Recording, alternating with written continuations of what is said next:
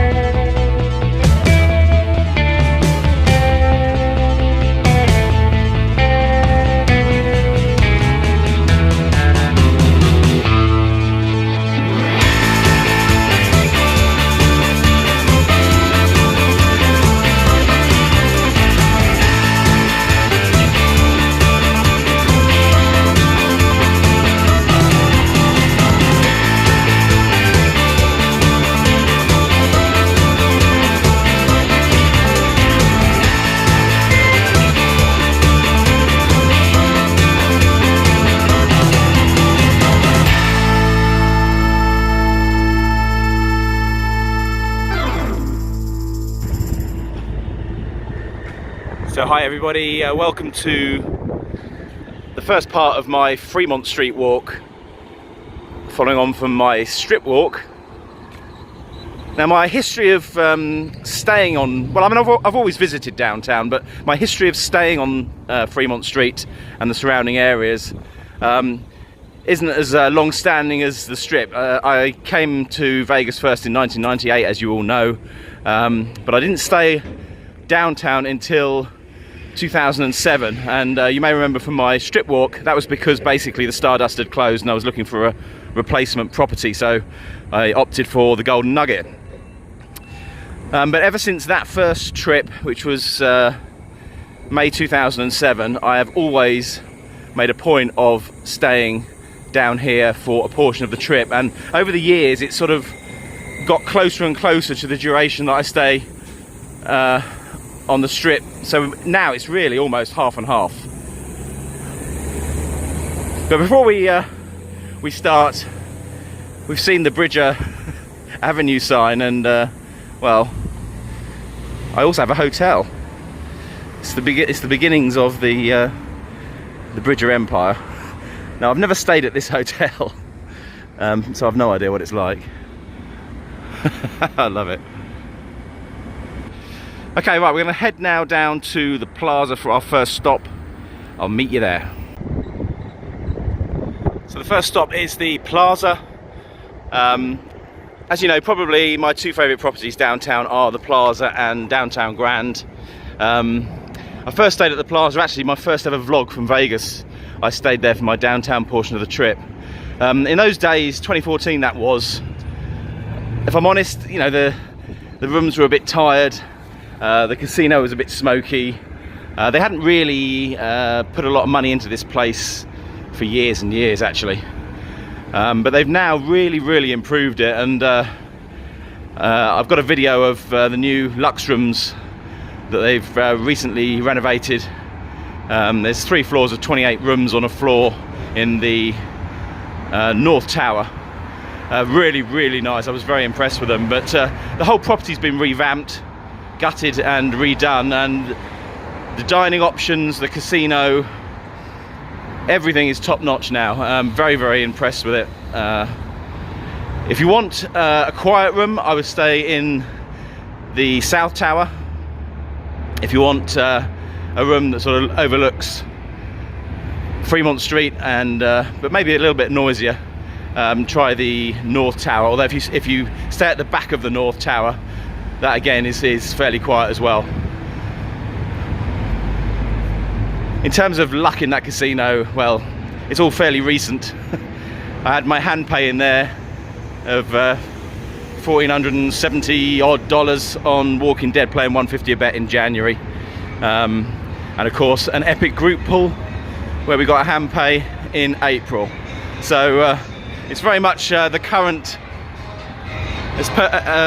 crop of casinos. It's up there in the top 3 of lucky casinos for me, for sure. So I would always thoroughly recommend the Plaza, and I've mentioned obviously goes to Oscar's up there.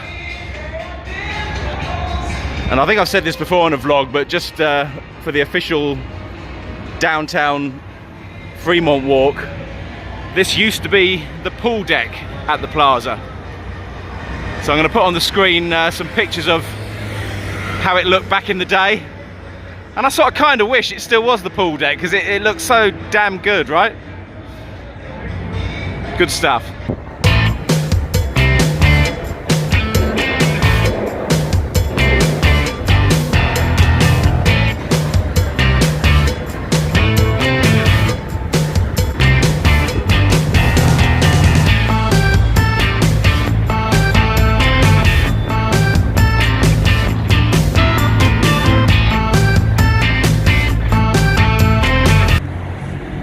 So back where it all started in Vegas, the Golden Gate, the oldest casino hotel in the city, opened on the 13th of January 1906, got just over 100 rooms in it.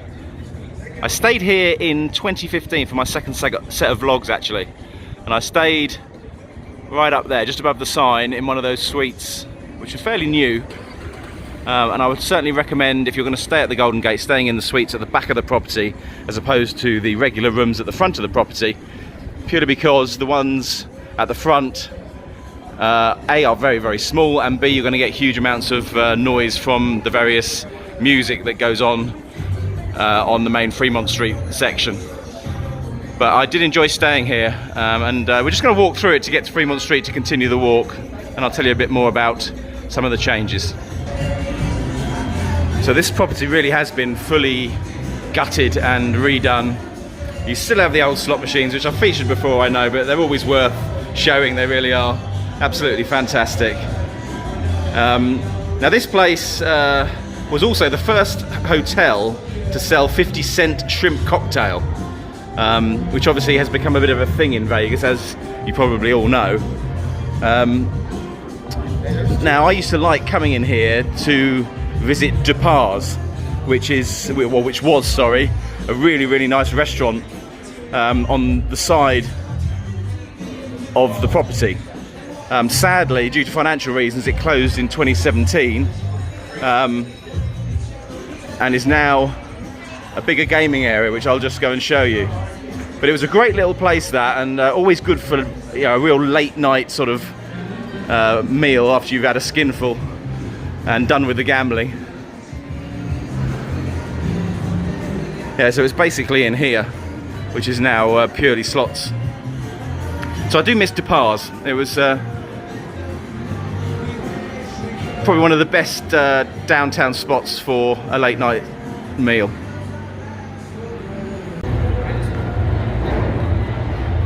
And this sign is still the original Golden Gate sign, and it still works as it should, which pleases me no end. And you can look at all the old photos and they still have this sign going. It's the one constant downtown, along with Vegas Vic, I guess.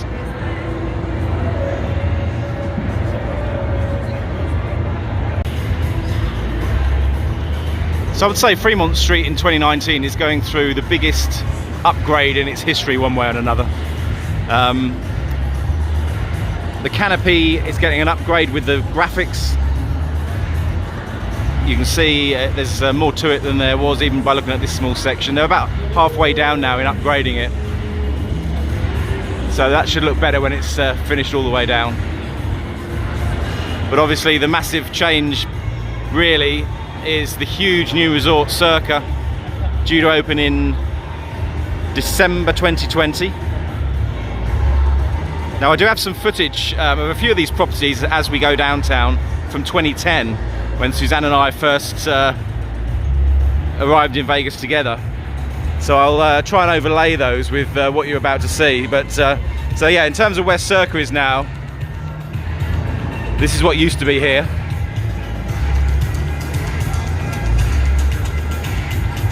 And if I can be in Vegas for the opening weekend, I will certainly try to.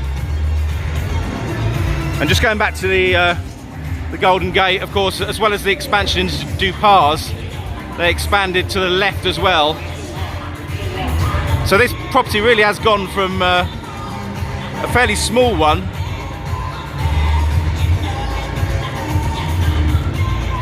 to a fairly large casino on Fremont.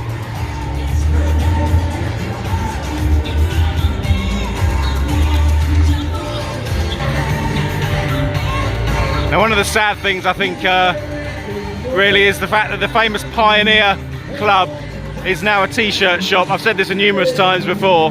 I would love it if they ripped out the t-shirts and restored the whole property to its former glory.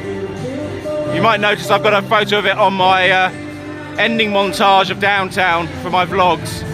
But there is one positive in that Vegas Vic is now fully working. So for years he's been stood there, having been neglected, but now he is actually working, which pleases me no end. So Binion's has been in some decline for a number of years, ever since the World Series of Poker moved, really, which is obviously now at the Rio. But they are beginning to upgrade it. They got Whiskey Liquor Saloon, which is going to be on the first floor and down here as well, opening soon.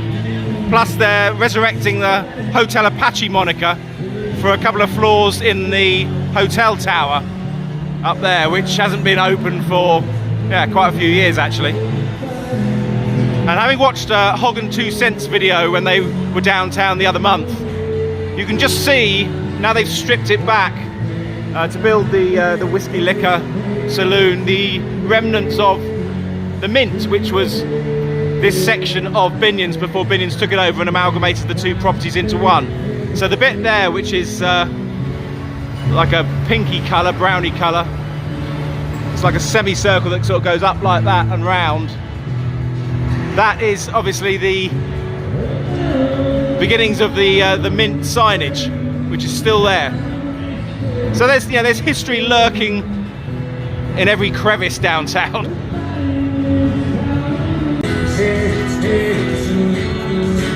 So just moving on to Golden Nugget opposite. Suzanne and I stayed here in 2011, and we came actually to see Tony Hadley, and he was playing the stage over there. Tony Hadley of Spandau Ballet fame, if any of you don't know.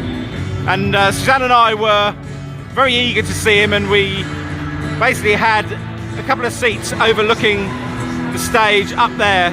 It was called Gold Diggers in those days rather than Troy Liquor Bar. And we walked in, and Suzanne, it was a buy one get one free cocktail evening. And Suzanne bought, it was a cranberry based cocktail, and I got a couple of photos of her with the dreaded drink. I bought my normal Budweisers, I think, from memory. and we settled down to have a few drinks before Tony Hadley came on. Now, basically within one drink, Suzanne was absolutely hammered, sloshed. She could barely stand up. And I was getting really worried about it because she literally went from being totally normal and hadn't had anything else to drink all day to completely hammered within half an hour or so. Now, so much so that I had to literally carry her down the stairs and back to the room where she was sick and everything, and it was quite an ugly scene. And to this day, we are both convinced her drink was spiked with something, because there's, Suzanne can handle her drink. Okay, she's no wilting flower when it comes to knocking back alcohol. But it reacted with it to such a degree, it really was really worrying, actually. And anyway, to cut a very long story short, once I knew she was okay, she just wanted to go to bed. I came back to watch Tony Hadley just as he was finishing his set with gold. So I literally heard gold, and then that was it. Everyone clapped and off he went. So sadly I missed Tony Hadley due to, well, I'm convinced it's the spiked drink.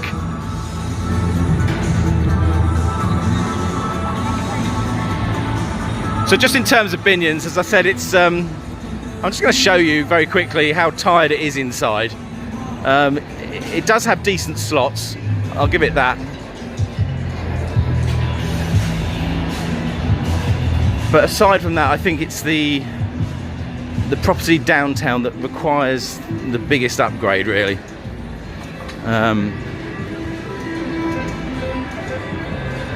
So this section here, where they're doing all the work, was where the Mint was.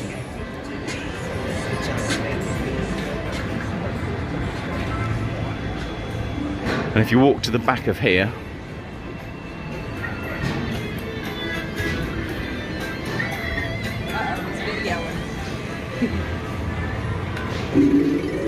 you're walking towards where they had the World Series of Poker.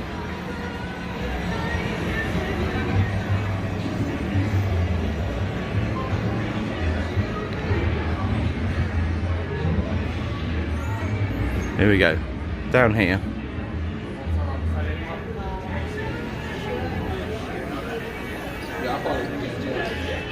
And it literally is just t-shirts and stuff now. It's really pretty sad when you think of the history of this place and you know, what's gone before. And here you go, look. So you'd have had all of the tables here. And it's just an empty space now, to be honest. Empty and very, very run down.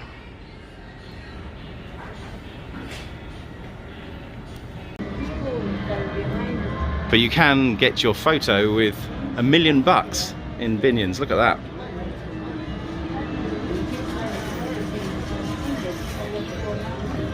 That's real money right there.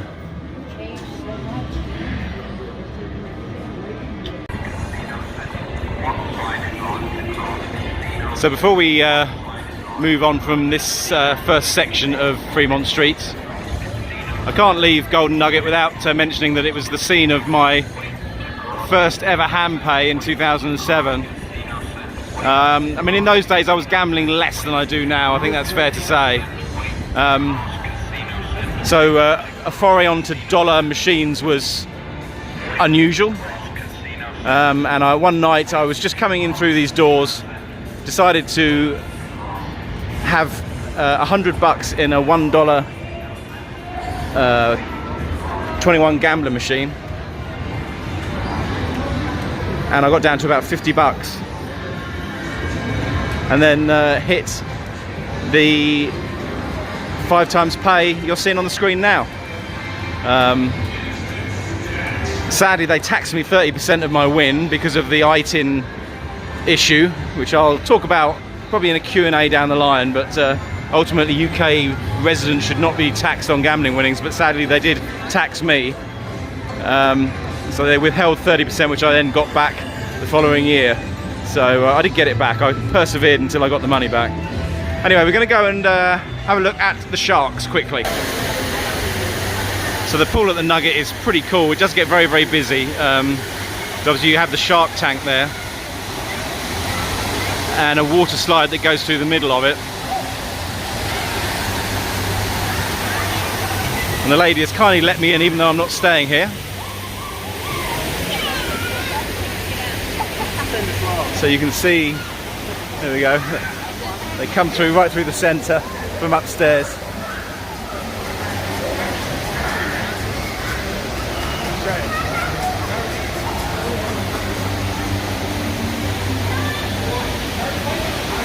See if we can see one of the sharks around here. If you're going to stay in Golden Nugget, you have to stay in the Rush Tower. It's their newly remodeled tower. It only opened a few years back. And there you go. Looks pretty cool right through there. Really, really good. You can see the random people going through the water slide as well. So the Rush Tower is the place to stay, followed by the Gold Tower, and then the Carson Tower is the sort of budget option, which is the one towards the back of the property. I will do a full walkthrough of Golden Nugget down the line. It's certainly the nearest you're going to get to a strip resort on Fremont Street for sure. So carrying on from Golden Nugget, we have Four Queens, and on the opposite side Fremont. Now Fremont is a Boyd property, so in terms of downtown that means it's twinned with Main Street Station and the Cal. Now bizarrely, when we get there I'll tell you more about those two properties, but of the three, the one property I have never had any luck in whatsoever is Fremont. I can honestly say every single time I've gone in there with a $200 or $300, I've lost it all. I don't understand why, bearing in mind they're all part of the same chain, why I wouldn't win occasionally. But no, I'd never have. I've never stayed in Fremont, and I've never won in Fremont. And on the other side, Four Queens. Again, I've never really won in there, but I did have a good night in there during my April trip. And actually, surprisingly, you do, well, I say surprisingly, I don't know why it should be surprising, because I mean, it's a traditional property, but an awful lot of people do stay at Four Queens, despite the fact it's probably not one of the most recently renovated properties downtown. I've still to do that, but I would actually like to try it out, probably on a solo trip. Now you can, if you stay at Four Queens, you can use the pool at Binion's, which is on the roof. Again, I've never stayed at Binion's, not that you can anymore, but the pool is still active as far as I'm aware. So I'm going to draw this segment to a close. The next one will kick off from here, the D. We will take in the D, we will go down to El Cortez, do a loop, and then come all the way back, past the downtown Grand over there, up to the California and Main Street Station. So I hope you enjoyed this first Fremont walk video, and I will see you again for the next one. Take care.